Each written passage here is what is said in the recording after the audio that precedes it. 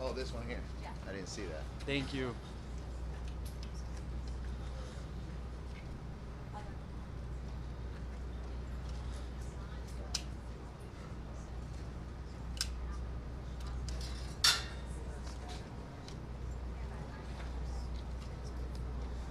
All right, everyone, I'm going to do one final mic check with the podium. Mic check, 1, 2, 3. Everyone good?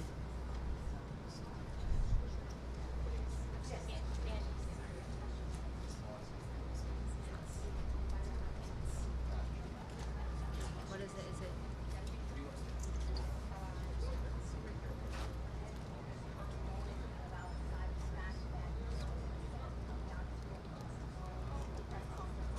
I didn't have it in this one.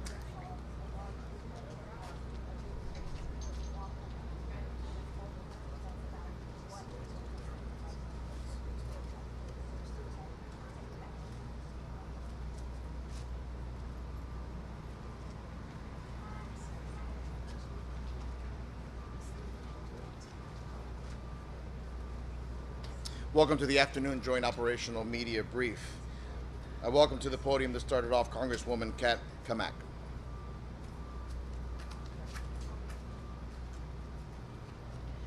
Good evening. I'm Congresswoman Kat Kamak. I represent Florida's 3rd Congressional District, north of Orlando, and I am currently the ranking member for Emergency Preparedness, Response, and Recovery in United States House of Representatives.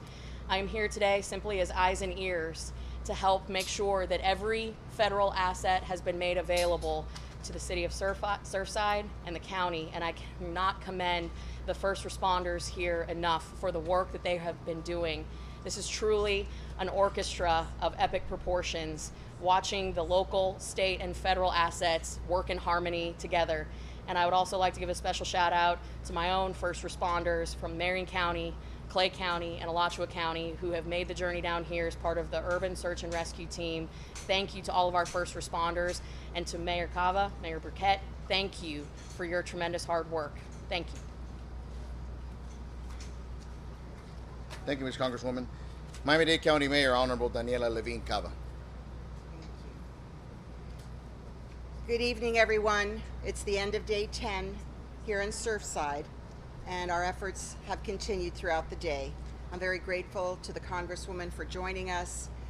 She has a role also overseeing the FEMA activities, and she, I know, is super impressed, as are we all, with the incredible response of our FEMA team. So thank you, Madam Congresswoman. The number of confirmed deaths remains the same as last reported, 24, but now 23 of those next of kin have been notified. 191 people are now accounted for. That's good news. 121 are still unaccounted for. I want to remind you that the detectives are continuously updating this list, so the numbers are fluid, subject to change. As I mentioned earlier, we're continuing to move forward with due diligence and with setting a specific timeline for the demolition. We don't have that for you yet. Search and rescue does have to pause temporarily while the demolition preparation is underway, and that there is threat to the standing building that is posed to the first responders, as we've told you. So preparation includes activities like drilling into columns in the unsafe structure. So it has been determined by our engineers and our fire department in constant communication with the demolition team as the process is underway that we need to put a temporary pause, and we are continuing to receive updates about the condition of the standing structure, and we will begin the search and rescue once again on any sections of the pile that are safe to access as soon as we're cleared. The decision to move forward with the rapid control demolition has impacts on the NIST investigation, which you've heard about. The federal team, they're mobilizing with great haste to capture all possible information prior to this building coming down. And that is going to be critical to the research and investigation and final report about this building and the causes. So the National Science Foundation has now joined our team. They are here with 3D imaging and LiDAR with drones, and they're capturing as much detail as they can about the structure while it's still standing. It's going to be 3D displays that will help us as we continue to evaluate all of the evidence.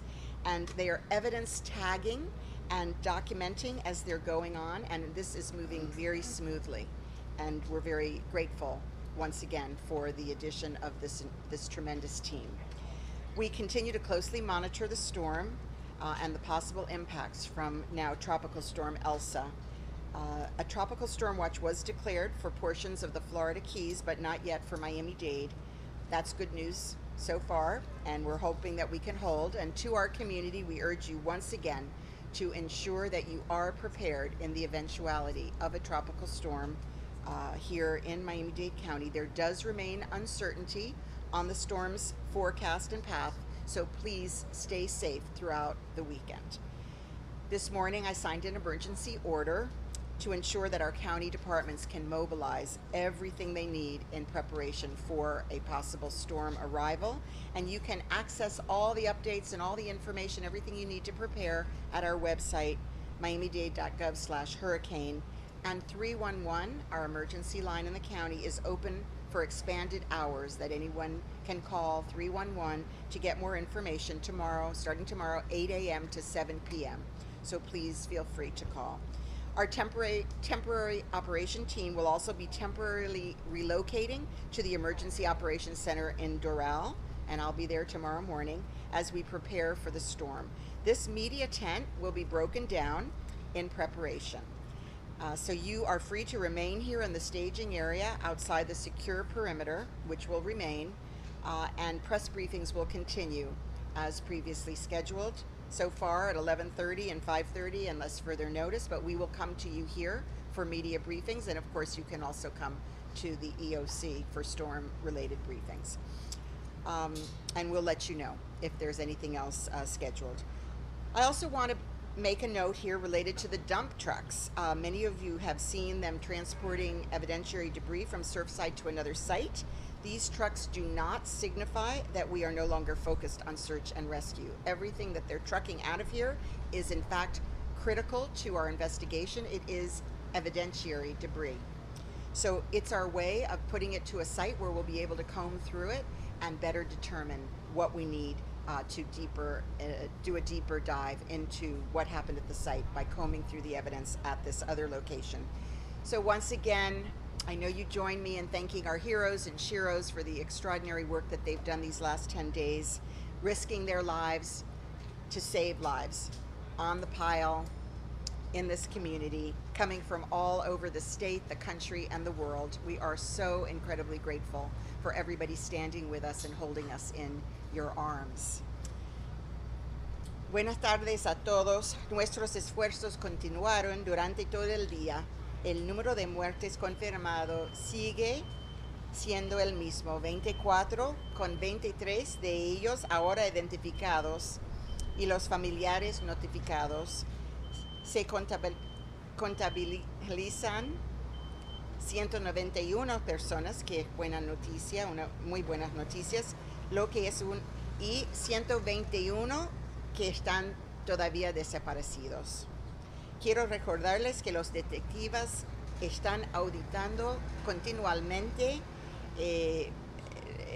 el lista de personas potencialmente desaparecidas para que las cifras sigan cambiando.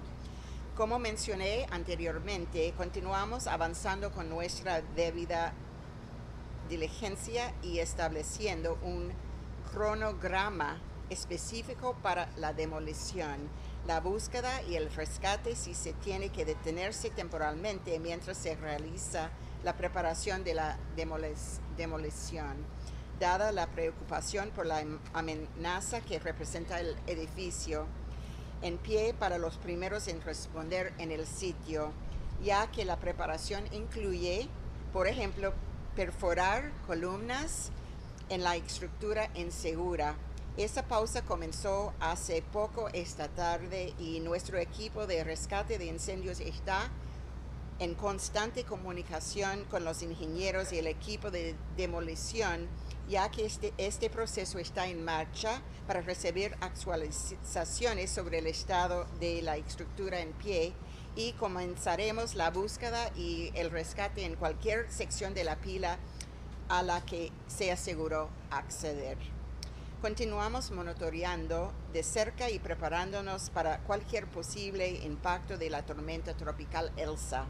Y esta mañana firmé una orden de emergencia para asegurar que los departamentos de nuestro condado puedan movilizar todos los recursos necesarios en preparación. A nuestra comunidad continúe asegurándose de tener carriles de preparación para tormentas en su lugar, por si acaso viene todavía, ya que sigue habiendo incertidumbre en el pronóstico de la tormenta, y manténgase a salvo este fin de semana. Gracias a nuestros socorristas del mundo entero, abrazándonos, y estamos siempre orando para las familias y los socorristas. Gracias a todos.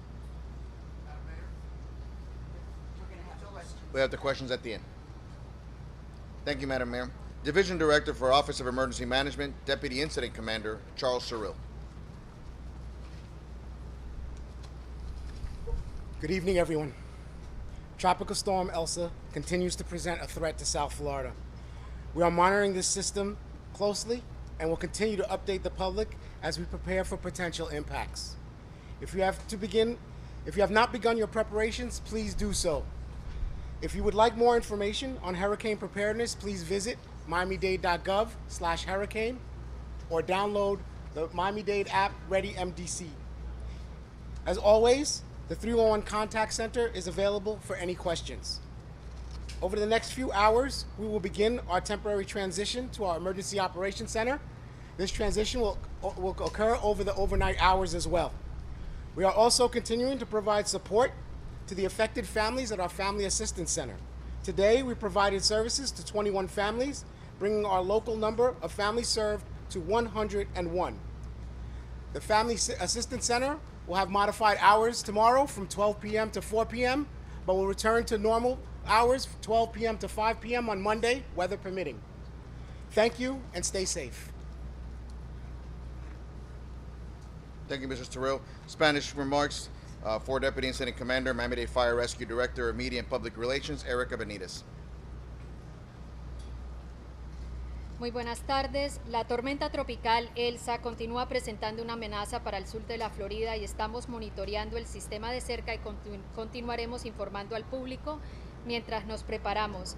Si no ha comenzado sus preparativos, hágalo lo antes posible. Es muy importante estar bien preparado.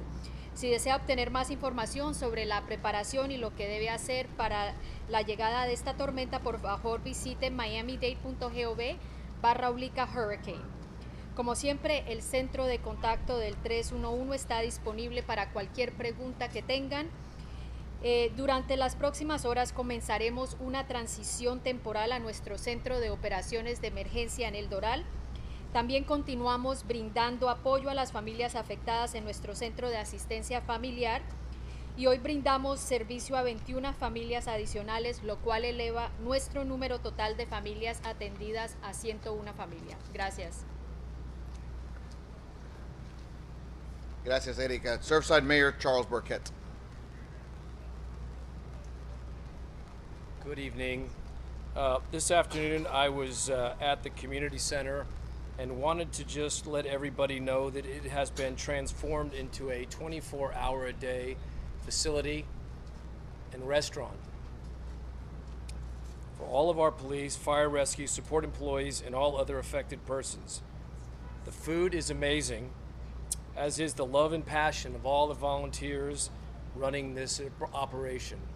It's truly inspiring, and I urge you all to stop by and take a look.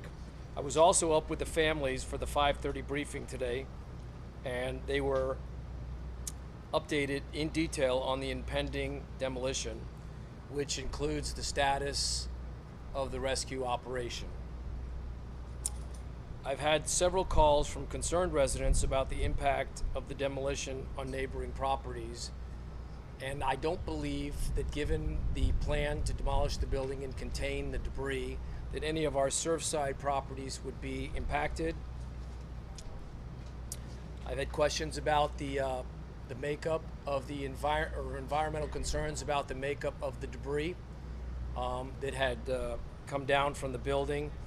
We had that debris tested by ECS Mid-Atlantic, which were hired by our structural engineer, KCE Structural, and the findings were that there were no significant issues after testing the building debris. Lastly, I have recently acknowledged the amazing work being performed by the Miami-Dade Fire and Police. I want to also recognize the multitude of municipal police and fire departments who are also lending an indispensable hand, but also including my hometown Surfside Police Department and all of our town employees. They've worked tirelessly with love and compassion, as have all the others I have just mentioned, and I am very, very proud of all of them. Thank you.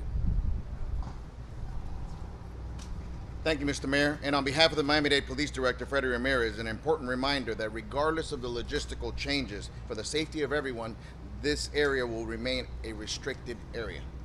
El director Alfredo Ramírez del Departamento de Policía del Condado Miami-Dade quiere recordarle que no importa de los cambios logísticos que ocurran acá, esta zona permanecerá una zona restringida para la seguridad de todo el mundo.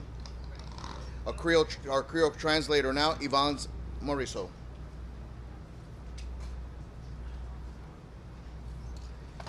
Bonsoir tout le monde. Zéfoy a continué et chiffre yo été même genre.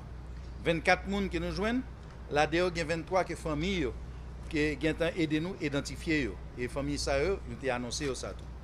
191 personnes qui étaient toujours nous pouvons capable compter et que nous capable compter et 121 là-dedans yo n'a cherché toujours. Nous continuons à avancer à préparation pour démolition, gens qui nous été annoncé là pour édifice là qui posait un danger pour secouristes nous. Nous continuons à monitorer cyclone qui a avancé rapidement sur nous et nous demander toute communauté pour faire préparation et puis tout pour être vigilant. Nous capables aller dans Miami-Dade pour plus d'informations dans miamidade.gov et ou bientôt les 311 côté que capable répondre toutes questions que nous gagnons de 8h du matin à 7h du soir. Merci en pile. Il a prêté ouvert de 7h dans jeudi qui 7 avec le 8 puis capable être ouvert de 8h du matin à 7h du soir puis capable répondre toutes questions que nous avons posées. Merci. Thank you, Mr. Morisot. Miami-Dade Fire Rescue Deputy Fire Chief Arthur Holmes is going to be available for answer questions once the questions begin. We're going to begin our questions and answer session. Please raise your hand, address your speaker, and only when you're called upon. Ma'am? Honorable Mayor Hava, you mentioned a temporary stop down in order to prepare the building for the eventual demolition. When did they stop search and rescue? How much time have they told you they need to prepare the building, and at what time are they planning to Yes, let me just confirm exactly the time. So there was a temporary pause at 4 p.m. today, and we're waiting on instructions from the engineers who are inspecting for the results of what they've already been doing, the drilling, as I mentioned before we can safely resume. Carlos? Kristen, I'm sorry. Mayor, what was the feedback from the engineers that were working the site, and also do you have a shorter time frame exactly when the demolition will begin? Well, we're still very hopeful that we can do the demolition before the storm. Of course, we're also hopeful that the storm is going in another direction, but we are proceeding as quickly as we possibly can. Are we talking tomorrow afternoon, tomorrow morning? We're hopeful, but we don't have a definite time at this time. What Sir. time did you see Sir. the operation? 4 o'clock. We said 4 o'clock. Yes. Pay attention. Will any buildings at all need to be evacuated for demolition? The east tower, north tower, any buildings at all need to be evacuated for demolition? As of this time, the instructions are no, that we will not need to evacuate any buildings. You know, we actually have already evacuated this to the south and to the north. Those would be evacuated. We've been using the south building as a temporary site for the first responders to go in and out of the lobby, but we would clear that area. Ship Lane East is not been evacuated. There's still a lot of people in there. That's fairly close. No, we're not evacuating. There'll be a perimeter, and that will be announced, but it should not, as Mayor Burkett said, it should not impact people in the area. Mostly, we're going to be dealing with the empty lots, which will be cleared out. Spanish media over here. ¿Se tiene idea cuánto tiempo va a durar la operación y en qué consiste? ¿Así va a ser hacia un lado de la calle, va a ser hacia las bases del edificio para tener Sí. una idea de Sí. Lo que sabemos ahora es que ellos pueden hacerlo en una manera en que toda calle muy cerquita al edificio y no va a tener mucho impacto en el área. Y el tiempo de demolición sería muy corto, no sé exactamente. Over here, and then followed by Christina. There was reports that the structural engineers that have been hired by the city of Surfside had seen indications in the photos and foot examination that maybe there was not enough steel reinforcement rebar. Yes, so any of the questions regarding the building and its conditions beforehand would be the subject of Surfside. They were responsible for that building, and if you'd like the mayor to answer, Mayor Burkett. Sorry? The question of Yes, ma'am. Question about the reports that the structural engineers that the city had hired to look at the structure had seen through the photos and being on site that there was a possible lack of steel reinforcement. Can you comment on that? Yeah, I took those pictures, and I gave those to our engineer, and he's reviewing them now. We're also looking at the sister building, and this may be happening tomorrow, the next day, or the next day, but it's happening in a matter of days. That we're going to be X-raying ground-penetrating radar, and we're going to be looking at the content of the steel in the columns in those buildings. So we have the columns already. We have pictures of the columns that I took out on the beach and provided those to the engineer. But we're also we're X-raying the columns in the sister building, and we're going to compare notes. Christina? Those have enough steel reinforcements in the sister building as well. Well, I mean, just to get a composite sort of understanding of whether the two buildings were alike, whether they were dissimilar. We just need to understand that, and I think that he's going to, once he's able to do that, can start to make a judgment as to whether or not it's sufficient or not. Miami-Dade County Mayor, can you put us in your shoes for a second? I know that you're unable to kind of pinpoint for us right now the top question of when this demolition is happening, but can you help us understand what is exactly pending? What kind of feedback, documents, what do you need, or what are you kind of waiting for before you're able to schedule that building? We have the best team in the world assembled here in Surfside, starting with our fire rescue, our police, our sister municipal police and fire that are supporting us. We've got engineers from FEMA, from other federal agencies, from the State Department of Transportation, from our county office of RER. We have assembled an incredible team of experts, and what is being looked at is something of tremendous consequence. It needs to be done very carefully, very thoughtfully. That's what's going on. And I am, of course, listening to all of those experts. I've sat in and had the opportunity to be part of the question and answer. And as soon as they are ready to proceed, we will let you know the details. Last two questions. We're going over here, and gentlemen. Yeah, I just have a real quick question on the same line. So we will be given a heads up, and roughly how much heads up will we be given? When we know, we'll tell the families, and then we'll tell you. Sir, over here, last question. Mayor, there was a search and rescue group from Mexico that says they came to Surfside but left after not being able to access the building and they were disappointed they couldn't help. Would you be able to elaborate on why they weren't Yes. able to help? Yes, so we were so fortunate that a team came from Israel and consulted us before they came, and we said, yes, please come. A team came, Cadena, that also from Mexico, and we brought them into the teams. We made them part of the effort. Another group came without notice, and we invited them to come. I directed our fire chief to enroll them as well. They made an appointment. Unfortunately, they did not make that appointment, and then we did not hear a specific invitation after that. Thank you all.